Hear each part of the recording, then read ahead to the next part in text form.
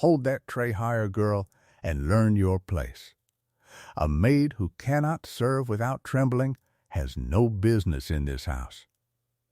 The words cracked across the great dining hall of Glassmere Court like a slap, and the laughter that followed was worse. Crystal glasses caught the chandelier light as Lady Cressida Pennington lifted her chin. Certain the plainly dressed young woman in the gray dress and white apron was beneath even her notice. The woman lowered her eyes. She did not flinch, she did not weep, she only studied the silver tray against her reddened hands and went very still, the kind of stillness that should have warned every proud soul beneath that gilded ceiling. It did not. They saw a servant. They saw nothing. No one in that glittering room noticed the cold and patient power that lived inside her silence, and no one guessed that the quiet woman pouring their wine had come to learn precisely how cruel they were when they believed no one of consequence was watching. Her name was Isidora Wexford, though not a guest at that betrothal feast knew it yet, and beyond the tall frosted windows, past the long gravel drive, a black carriage bearing a silver crest had already turned through the iron gates. By the time the clock struck midnight, every name spoken in mockery that night would be repeated in ruin, and 3 great houses would never stand the same way again. What happened next unmade them all. But before we continue, subscribe now and tell us in the comments where you are watching from and what time you saw this video, because tonight's story is one you will never forget. Now, let us return to the beginning, to the days before Isidora Wexford ever set foot in Glassmere Court wearing a borrowed apron and carrying a secret heavy enough to topple a dynasty. 3 months before that betrothal dinner, in a quiet country house far from the noise of society, Isidora Wexford had buried the only man who had ever truly known her. He had been her godfather, the old Duke of Merrowmere, a man of vast estates and vaster mercy, and he had raised her since the winter her own parents had died and left her with nothing but a name and a steady heart. The world believed the Duke of Merrowmere had died without an heir. The world was wrong. In the silence of his library, with the fire burning low and the rain whispering against the glass, the old Duke had pressed into her hands a sealed letter and a small velvet box, and he had told her something that would have made half of England gasp. He told her that he had named her his sole heir. Not a distant cousin, not a grasping nephew, but Isidora, the quiet girl who read to him when his eyes failed and who never once asked him for a thing. The title would pass to her by special arrangement of the crown, the deeds, the lands, the fortune, all of it, the moment the papers were sealed at court. And so, at 23, in a plain wool dress with her rings, sleeping in a velvet box, Isidora Wexford had become one of the wealthiest and most powerful women in the kingdom, and almost no one alive knew it. She had not wanted the title, she had wanted her godfather back. But the old Duke had left her one last instruction, written in his careful hand on the final page of his letter, and she had read it so many times she knew it by heart. Before you take up this name, the letter said, learn the truth of the people who would bow to it. Go among them unseen. A title shows you how the world wishes to be seen. Only disguise shows you what it truly is. Trust the ones who are kind when there is nothing to gain, and beware the ones who are cruel when they believe no one is watching. That was the inheritance that mattered, he had written, more than any estate. And Isidora, grieving and uncertain, had decided to honor it. She thought of the old Duke often in those gray weeks, of the way he had found her as a child of 8, shivering and orphaned in the corner of a cold parish house, and had simply held out his gloved hand and asked whether she liked horses, as though the question of taking her home had already been settled in his heart. She thought of the long afternoons in his library, the smell of leather and beeswax and wood smoke, the way he had taught her to read a ledger and a man's face with equal care. He had been the gentlest soul she had ever known, and the world had repaid his gentleness with a decade of polite thieving, men of title and standing borrowing against his goodwill and laughing behind their hands at how easily the old man could be bled. She had watched them at his funeral, those same men in their black armbands, dabbing at dry eyes and already murmuring about which of his properties might come loose now that the old fool was in the ground. None of them had known she was listening. None of them had thought a quiet young woman in a plain dress worth a second glance. It was there, at the graveside of the only father she had ever known, that Isidora had first understood the wisdom of his final instruction. The world wore one face for a duke and another entirely for a nobody, and only by becoming a nobody could she ever learn which of them deserved the loyalty she now had the power to bestow or withhold. There was, as it happened, a perfect place to begin. For the old Duke had long carried a private worry about a family called the Penningtons, the masters of Glassmere Court, who had spent a decade borrowing against his goodwill and his coffers. They owed the estate of Merrimere an enormous and quietly mounting debt secured against their lands, and the old Duke had never once called it in, for he had been a gentle creditor and a gentler man. Now those debts belonged to Isidora. Glassmere Court was a beautiful house that tried very hard to look old. Its stone had been scrubbed pale to mimic the patina of centuries. Its halls were crammed with portraits of ancestors the family had purchased rather than descended from, and everywhere the eye fell there was gold leaf laid on thick, as if wealth shouted loudly enough might pass for breeding. The mistress of that house was Lady Cressida Pennington, a handsome woman of 50 with a spine like a poker and a smile she rationed like a miser. She had built her entire life upon the appearance of grandeur, and she ruled her household with two convictions she never troubled to hide. The first was that servants were furniture that happened to breathe. The second was that her family deserved more than the world had given them, and that any means of acquiring more was justified by the having. She had 2 children. Her son was Lord Aubrey Pennington, a young man of polished manners and hollow conscience, handsome in the way of a portrait that grows tiresome the longer one looks at it. And her daughter was Honoria Pennington, 19, vain as a peacock, and twice as loud. A girl who had been told from the cradle that she was beautiful and had concluded from this that she need never be anything else.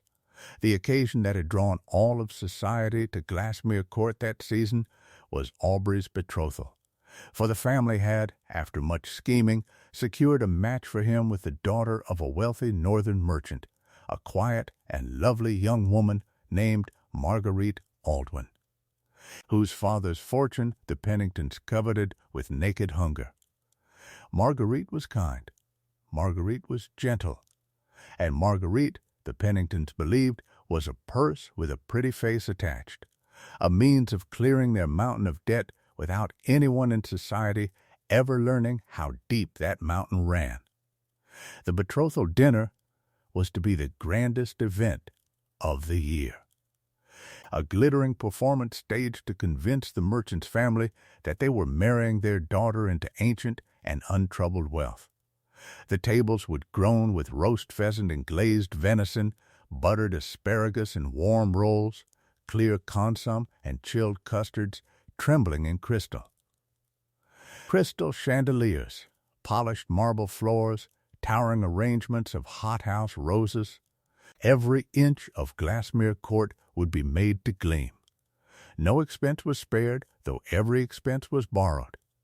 Lady Cressida ordered cases of French champagne the cellar could not pay for, beeswax candles by the hundredweight, swags of imported silk to drape the great staircase, a string quartet hired from the capital, and an ice swan carved by a confectioner whose previous bill remained. Like so many others, unpaid, the kitchens ran day and night. The staff worked until they swayed on their feet, and through it all the matriarch swept from room to room like a general before a battle. For this dinner was not a celebration at all, but a campaign. And the prize was a merchant's fortune large enough to bury a decade of debt. Everything depended on the illusion holding for a single glittering evening. Everything depended on no one looking too closely at the foundations beneath all that gold. And no one ever did, because the family had long ago learned the most useful truth of their kind, that a sufficiently dazzling surface keeps most people from ever wondering what lies beneath it. And into the heart of that performance, 2 days before the feast, came a quiet young woman in a gray dress, asking after work in the kitchens, offering to serve at the great dinner, asking for no wage at all, only a roof and the chance to be useful. The housekeeper, short of hands and glad of free labor, hired her on the spot and never thought to ask her name twice. Isidora had come to Glassmere Court to learn the truth of the people who would soon owe her everything. She would not have to wait long. The first thing Isidora learned about Glassmere Court was how it treated those it believed beneath it. She learned it in the kitchens, where the cook wept quietly over a burned hand and dared not ask for a doctor lest a day's wages be docked. She learned it in the corridors, where footmen were fined for the smallest imperfection in their livery and where a broken plate could cost a girl a month's pay. And she learned it most of all from a young housemaid named Tabitha, a slip of a girl no more than 16, with chapped hands and frightened eyes, and a way of flinching whenever a door opened too quickly. On Isidora's first night, she found Tabitha crouched in a cold stairwell, hiding a small bundle of bread under her apron, her face streaked with tears she was too tired to wipe away. The girl froze, certain she had been caught stealing, certain of the punishment that would follow. But Isidora only knelt beside her in the dark and asked her gently who the bread was for. It was for her little brother, Tabitha whispered, a boy of 7 who worked in the stables and who never got quite enough to eat, because Lady Cressida said a growing servant who ate his fill grew lazy. Isidora said nothing for a long moment. Then she took a portion of her own supper from her pocket, the supper she had saved against her own hunger, and she pressed it into the girl's hands and told her to take it to her brother and to fear nothing, for she would tell no one. Tabitha looked at the strange new maid as though she had never in her life been shown a kindness that asked for nothing in return. She had not. Remember the girl with the bread, for she will matter more than anyone in that house could imagine. In the days that followed, Isidora and the young maid fell into the quiet ease of 2 people who have recognized something good in one another. Tabitha taught her where the floorboards creaked, and which of the upper servants were kind and which were to be feared. She told her, in whispers, over the scrubbing of pots, the history of Glassmere Court as the servants knew it, which was a very different history from the one the family told its guests. She told her how 3 maids had been turned out without wages that winter alone for the crime of falling ill, how the stable boys went hungry while the family's hounds ate roasted meat, how Lady Cressida had once dismissed a footman of 30 years' service on the morning of his daughter's wedding because he had asked. very humbly, for the afternoon off. And Isadora listened to all of it, and said little, and gave what small comfort she could, an extra blanket pressed into a shivering girl's arms, a kind word, a portion of bread. She mended the cook's burned hand with a salve she made from the kitchen garden, and bound it so gently that the woman wept. She slipped a coin to the hungry stable boy and told him to buy himself a hot pie at the market and tell no one. She did these things not because she was being watched, for no one of consequence was watching a kitchen maid, but precisely because no one was, and her godfather had taught her that this was the only kind of kindness that counted.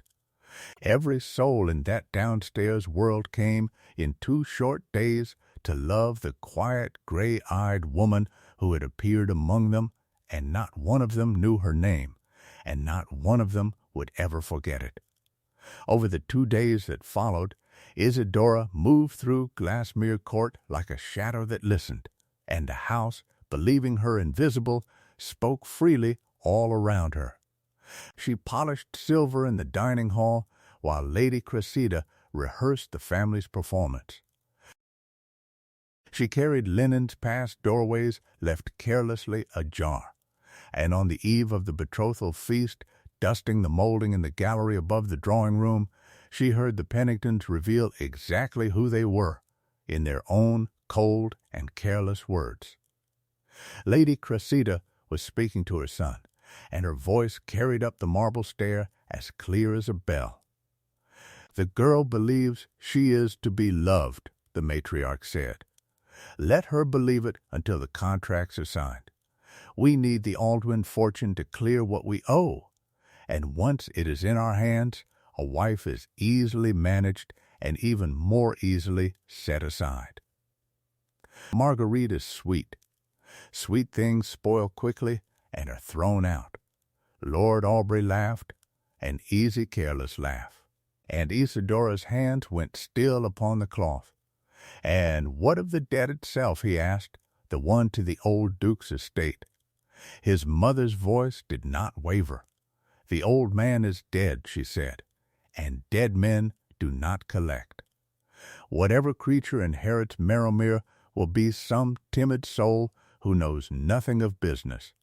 We shall delay, we shall charm, and if we must, we shall ruin them in the society pages before they ever dare to call in a penny. No one of consequence will take the word of a stranger over the word of a Pennington. And besides," the matriarch went on, her voice growing almost fond, "the Aldwyn girl is so very eager to please. She will sign whatever is put before her, smile at whatever we tell her to smile at. And by the time she understands what she is married, the contracts will be sealed, and her father's money will be ours. Old fortunes are guarded by clever men, Aubrey. New fortunes are guarded by hopeful daughters. We are not marrying for love, my son. We are marrying for solvency." Lord Aubrey made a sound of lazy agreement. "And if she proves troublesome," he asked, "what then?" "There are quiet houses in the country," his mother answered, "for wives who forget their place, and physicians who can be persuaded to find a delicate nervous condition in any woman who becomes inconvenient. A wife may be loved, or a wife may be managed, and a managed wife is far less expensive." Isadora's blood had gone cold in the gallery dark. This was no mere matter of social cruelty. This was a family that spoke of disposing of a gentle girl with the same ease they discussed disposing of a debt, and the gentle girl in question was downstairs at that very moment, choosing ribbons for her wedding, believing herself adored. Then Honoria's voice joined them, bright and bored, and what she said was the cruelest thing of all. "Mother," the girl said, "the new serving woman, the plain one with the red hands. She stares too much. Have her dismissed after the dinner. I cannot abide being watched by furniture that has opinions." They laughed together, mother and son and daughter, and the sound of it drifted up the stair and settled over Isidora like frost. She did not move. She did not make a sound. She only stood in the shadow of the gallery and let every word carve itself into her memory. The boast about the spoiled wife, the boast about the dead man's debt, the casual order to throw away a girl for the crime of having eyes. They had condemned themselves out of their own mouths, and they had no idea that the only witness who mattered had heard every syllable. Below her, the chandeliers were being lit for the morrow. Above her, in the cold and the dark, the future Duchess of Merrowmere quietly folded her cloth and decided that the time for listening was nearly done. The night of the betrothal feast, Glassmere Court blazed like a jewel box. Carriages rolled up the gravel drive in a glittering procession, and from each one stepped some lord or lady in silk and diamonds, ushered beneath the blazing chandeliers into a dining hall set with every extravagance the family could borrow money to buy. The long table gleamed with silver tureens and crystal goblets, with roast pheasant and glazed venison, buttered asparagus and warm rolls, clear consomme and chilled custards trembling under the candlelight, and towering arrangements of white roses that perfumed the whole vast room. At the head of the table sat Lady Cressida Pennington in plum silk and her grandmother's pearls, radiant with the triumph of a performance about to pay. Beside her sat Lord Aubrey, polished and smiling, and across from them the merchant Aldwyn and his gentle daughter Marguerite, who looked about the glittering hall with the shy hope of a young woman who believed she was about to be welcomed into a loving family. Among the servants, moving silently along the walls, carrying trays and filling glasses, was a plain young woman in a gray dress and white apron, her eyes lowered, her hands steady. No one looked at her twice. The dinner proceeded as the Penningtons had staged it, course after lavish course, toast after gilded toast, until the moment came for the family to make its grand display of generosity, and it was here that their cruelty showed its true face. The first sign came early. As Isidora moved along the table refilling glasses, Lady Cressida lifted a single white-gloved finger and stopped her before the whole assembly. This one, the matriarch announced to her guest with a thin smile, came to us off the road with no character and no references, and we took her in out of Christian charity, for we are a generous house. Do mind your serving, girl. The wine in this room is worth more than you shall earn in a lifetime. The guests laughed politely, and Marguerite Aldwyn, gentle soul that she was, looked down at her plate, uncomfortable in a way she could not name. Isidora inclined her head and said nothing, and only she knew that the wine in that room had been bought entirely on credit she now controlled. A little later, when an elderly guest's glass was empty, Lord Aubrey snapped his fingers at Isidora as one might summon a dog, and when she did not arrive in the half-second he demanded, he remarked loudly that good servants were so very hard to find these days, and that perhaps the workhouse would be glad to have this one back. Again, the table laughed. Again, the quiet woman in the gray apron simply bowed her head and went on pouring, her composure perfect, her memory longer than any of them could have dreamed. Every laugh, every snap of the fingers, every casual cruelty dressed up as wit, she folded away and kept. And then Honoria, flushed with wine and attention, rose to propose a game. "Let us," she announced to the laughing table, "see whether servants can be taught to know their betters." She summoned the plain gray maid forward, the one she had marked for dismissal, and bade her kneel and recite the names and titles of every noble guest in their proper order, for the amusement of the room, It was a deliberate humiliation, designed to make a toy of a tired woman in front of 50 people. Isadora stepped forward. She did not kneel. She stood very straight, her reddened hands folded before her apron, and in a voice low and clear and perfectly composed, she named every guest at that table, each title exact, each precedence flawless, ending with the Penningtons themselves. The room tittered, delighted, never once wondering how a kitchen maid had come to know the precise order of precedence in the peerage of England. Lady Cressida's smile thinned. There was something in the woman's calm that she did not like. Something that did not bow. To put the creature back in her place, Honoria seized a goblet of red wine and tipped it deliberately down the front of Isidora's apron, soaking the gray wool crimson, and the table roared with laughter. Clumsy thing, the girl crowed. Now you look the part. Isadora did not flinch. She did not weep. She looked at the laughing girl with an expression so calm it silenced the nearest guests. And she said only one thing, quietly, the words landing in the hush like stones into still water. Some debts, she said, grow larger when they are left unpaid, and some are paid all at once on a night no one expects. For a heartbeat, Lady Cressida felt a chill she could not name.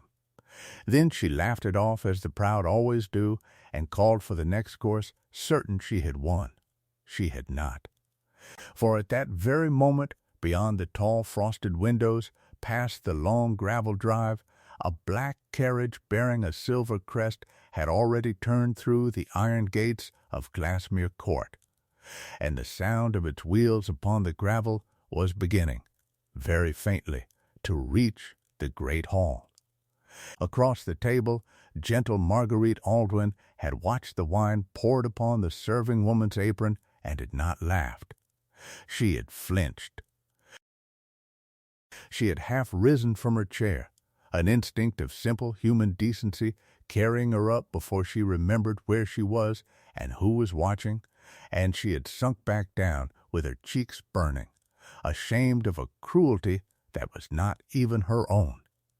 She had come to Glassmere Court that night full of hope, a merchant's daughter who had been told she was marrying into love and breeding and an ancient noble name. She had wanted so badly to believe it. But all evening a small cold doubt had been growing in her chest, fed by 100 small things, the way Lord Aubrey's smile never quite reached his eyes, the way Lady Cressida looked at her father's purse with more warmth than she had ever shown her future daughter, the way this whole glittering family treated the people who served them as though they were not people at all. Marguerite looked now at the calm woman in the wine-stained apron, at the strange, unbroken dignity of her, and felt a chill of premonition she could not explain. Something was about to happen in that room. She could feel it the way one feels a storm before the first drop falls. And then the wheels stopped upon the gravel, and the great doors began to open, and Marguerite Aldwyn would never have to wonder about the Penningtons again. The wheels came to a halt before the great doors, and a hush fell over the gravel and then over the hall. Servants exchanged glances. A whisper ran the length of the table. Whose carriage was that? The guest murmured, arriving uninvited at such an hour, and bearing a crest none of the Penningtons recognized.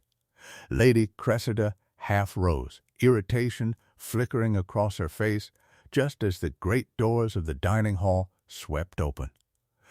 Into the blaze of candlelight stepped a tall and silver-haired gentleman in a dark, formal coat, a man whose bearing alone quieted the room, for he carried himself with the unhurried authority of someone who had never in his life needed to raise his voice. He was Mr. Hollis, steward of the estate of Merrowmere, and behind him came 2 clerks bearing a locked dispatch box and a folio of sealed papers. He removed his hat. He surveyed the glittering room, the laughing nobles, the crimson stains spreading across a serving woman's apron, and something in his eyes went very cold. Then he crossed the entire length of that hall, past the merchant, past the smiling Lord Aubrey, past Lady Cressida herself, who had already begun to compose the gracious smile she offered to important strangers. He did not stop for her. He walked the length of the room to where a plain young woman in a wine-stained gray apron stood quietly by the wall, and before the eyes of 50 astonished guests. The steward of one of the greatest estates in England bowed deeply from the waist. "Your Grace," he said, his voice carrying to every corner of the silenced hall, "forgive the lateness of the hour. The papers are sealed at court.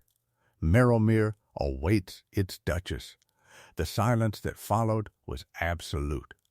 A goblet slipped from someone's hand and shattered upon the marble, and no one so much as turned. Lady Cressida's face had gone the color of ash. The plain maid she had ordered to kneel, the furniture with opinions her daughter had ordered dismissed, reached up with steady hands and untied the white apron and let it fall to the floor. She drew the plain gray shawl from her shoulders, and beneath the servant's drabness there was the quiet, unmistakable bearing of a woman born to be obeyed. She was no longer a maid. She had never been one. "I am Isidora Wexford," she said, and her voice was calm and clear and final, sole heir of the late Duke of Merrowmere, Duchess of that estate by sealed grant of the crown. "I came to your house, Lady Pennington, because my godfather taught me to learn the truth of those who would one day bow to my name. He told me to trust those who are kind when there is nothing to gain, and to beware those who are cruel when they believe no one is watching." She let her gaze travel slowly across the family that had mocked her. "I have spent 2 days watching," she said, "and I have heard everything." She turned her steady gaze upon Lady Cressida, and in the dead silence of that hall she repeated the matriarch's own words back to her, gently, without anger, which somehow made them land all the harder. "You said that sweet things spoil quickly and are thrown out," Isidora said. "You said that a wife may be loved or a wife may be managed, and that there are quiet houses in the country for women who become inconvenient. You said the old Duke was dead, and that dead men do not collect." She paused. "He is dead," she agreed softly. "But his estate is not, and his heir is standing in your dining hall in the apron your daughter poured wine upon, and his heir has a very good memory." Lady Cressida's mouth opened and closed and produced no sound at all. Honoria had gone white as the roses on the table. Lord Aubrey, who had built his whole life upon the certainty that charm could talk its way out of anything, found for the first time that there were no words left to charm with. The room erupted. Marguerite Aldwyn had risen from her chair, one hand pressed to her mouth, her gentle face a portrait of dawning horror as she began to understand what she had so nearly married into. Mr. Hollis lifted the folio of sealed papers, and in the ringing quiet he said that the steward of Merrowmere had taken the liberty of inviting 2 further parties to this dinner, who waited even now in the carriages upon the drive, the merchant Aldwyn's own solicitor and a gentleman from the society press. At this, Lady Cressida found her voice at last, and it was the desperate voice of a drowning woman reaching for any rope. "Your Grace," she began, her famous composure cracking into a wheedling sweetness no one in that room had ever heard from her. "Surely there has been a dreadful misunderstanding. Had we but known who honored our house, we should have received you with every courtesy. A great lady such as yourself understands how easily a servant may be mistaken in the bustle of an evening. Let us begin again as friends." But Isidora only looked at her, calm and unmoved, and when she spoke her voice was very quiet. "That is precisely the trouble, Lady Pennington," she said. "You would have received the Duchess with every courtesy. It is the servant you showed your true face to, and the servant is who I came to be. A person's character is not how they treat those who can reward them. It is how they treat those who can do nothing for them at all." There was nothing the matriarch could say to that, for the gentleman from the press had written down every word, and the solicitor had heard the family's debts confessed from their own steward's accounts, and the trap the Penningtons had set for a timid stranger had closed instead upon themselves, not by violence, not by vengeance, only by the simple, devastating weight of the truth they had spoken aloud when they believed no one of consequence could hear. What followed unmade 3 houses, exactly as the dawn had promised, and it was not the Duchess who unmade them. It was the world, and their own words, and the debts they had believed a dead man could never collect. Mr. Hollis laid the accounts upon the gleaming table, and before the merchant Aldwyn's own solicitor he revealed the truth the Penningtons had spent a decade hiding. That Glassmere Court was mortgaged to its rafters, that the family's apparent splendor was borrowed against an enormous debt owed entirely now to the estate of Merrowmere, and that the betrothal had been a scheme to clear that debt with the Aldwyn fortune before anyone discovered how close to ruin the great house truly stood. Marguerite's father rose from the table without a word, took his daughter gently by the arm, and walked out of Glassmere Court, and with him walked the fortune the Penningtons had staked everything upon. The betrothal was ended before the custards had melted. The Duchess of Merrowmere did not raise her voice once. She did not need to. She instructed Mr. Hollis, calmly and in full hearing of the room, to call in the debt in its entirety, and to do so according to the law and not a penny beyond it. For she would take what was owed and not one thing more. Within a month the lands of Glassmere Court passed to the estate of Merrowmere, the family's creditors descended like winter, and the gentleman from the society press wrote his account of the betrothal dinner in language that traveled the length of England, the story of the proud Penningtons who had ordered a duchess to kneel and recite their guests, who had poured wine upon the heir to the greatest fortune in 3 counties, became the most repeated tale of the season. It spread first through the drawing-rooms of the county, then through the ballrooms of the capital, carried on 1,000 delighted whispers. The tale of the proud family that had insulted, snapped at, and drenched in wine the very woman who held their fortunes in her hand. In the weeks that followed, the consequences arrived not as thunderbolts, but as a slow and merciless winter. The way real ruin always comes to those who have built their house on borrowed sand. First came the tradesmen, who had long extended credit to the Penningtons on the strength of their grandeur, and who now read the society pages and arrived in a polite, implacable procession at the kitchen door, presenting their bills and declining, very respectfully, to leave without payment. Then came the bankers, who discovered all at once that the great loan secured against Glassmere Court was now held by the estate of Merrowmere, and who very much wished to know how it would be repaid.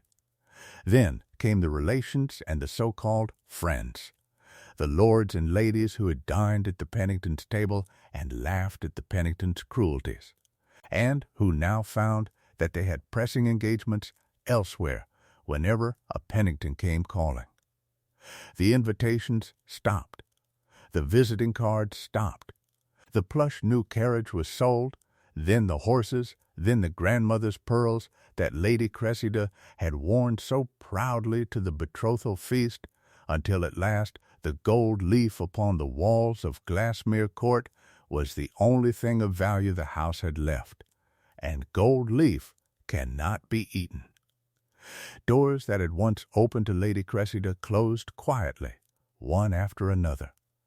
Lord Aubrey, stripped of fortune and prospects both, found that polished manners purchase very little when the purse behind them is empty and the brilliant matches he had counted upon evaporated like breath on glass. Honoria, who could not abide being watched by furniture with opinions, discovered that all of society was now watching her and laughing, and that beauty unaccompanied by either kindness or coin is a brief and fading currency. They were not harmed, not one hair of their heads was touched. They were simply left to stand, at last, in the cold honest light of what they had always been, with nothing borrowed left to hide behind. And in the months that followed, as Isidora took up her place as Duchess of Merrowmere, beloved across the county for the gentleness of her rule, she remembered the promise of her godfather's letter to trust the ones who were kind when there was nothing to gain. She sent for the frightened housemaid named Tabitha, the girl who had wept in a cold stairwell over a bundle of bread for her hungry little brother, and she brought the girl and her brother both to Merrowmere, where the boy was fed until he grew strong and tall, and the girl was given a place of honor and a wage she could be proud of, and a door she need never flinch behind again. The cook with the burned hand came too, and the old footman the Penningtons had cast aside, and the hungry stable boy, for the Duchess of Merrowmere had a long memory for kindness as well as cruelty. And she gathered to her household every gentle soul that Glassmere Court had used and discarded. Word spread through the county that the new Duchess paid fair wages and never raised her hand or her voice, and that a position at Merrowmere was the most sought-after place a working man or woman could hope for, and the great house that had once belonged to a gentle old duke became, under his heir, gentler still. As for Marguerite Aldwin, the merchant's daughter who had so nearly married into that nest of vipers, she and Isidora became, in the months that followed, the truest of friends, bound by the strange night that had so nearly cost one of them everything. And in time Marguerite found a quiet and honest love of her own, a country physician who valued her gentleness above any fortune. And the Duchess of Merrowmere danced at her wedding with tears of genuine joy in her eyes, for she had learned long ago that the sweetest revenge of all is simply to live well and to surround oneself with people who are good. And when, after a hard winter, a humbled and ailing Lady Cressida appeared one day at the gates of Merrowmere, no longer proud, asking not for fortune, but only for work to keep from the cold, the Duchess of Merrowmere did a thing that none of her tormentors would ever have done in her place. She had the old woman brought in from the cold and seated by the fire, and given hot tea and warm bread with her own hands. Lady Cressida, who had once announced to a room full of guests that this servant had come off the road with no character, sat in trembling silence and could not meet the eyes of the woman she had so wronged. "Why," she finally whispered, her voice broken and bewildered, "why would you show me any kindness at all, after everything I said, after everything I did?" And the Duchess of Merrowmere looked at her for a long moment, not with triumph and not with hatred, but with something the old woman had never once shown another living soul, and which she therefore could not name. "Because," Isidora said gently, "my godfather taught me that we are not measured by how we treat those who can repay us. He taught me to be the thing you never were. That is the whole of my revenge, Lady Pennington, and it is the only revenge worth having. For power, Isidora had learned, is never proven by how cruelly one may treat the helpless. It is proven by how gently one chooses to treat them when one no longer has to. The kitchens of Glassmere Court had taught her the measure of the Penningtons. The fires of Merrowmere would teach the world the measure of her. Pride may wear diamonds, but character wears forever, and in the end, the quiet woman they mistook for furniture was loved by all of England for the very heart they had ordered thrown away. If you enjoyed this story, make sure you subscribe and turn on notifications so you never miss our next royal drama. And tell us in the comments, did Lady Cressida deserve the warm seat by the Duchess's fire? Or should Isidora have left her proud tormentors out in the cold they earned? Let us know where you were watching from and what time you finished this story. Until next time, remember, the world shows its true face only when it believes no one of consequence is watching. And on that night at Glassmere Court, someone was.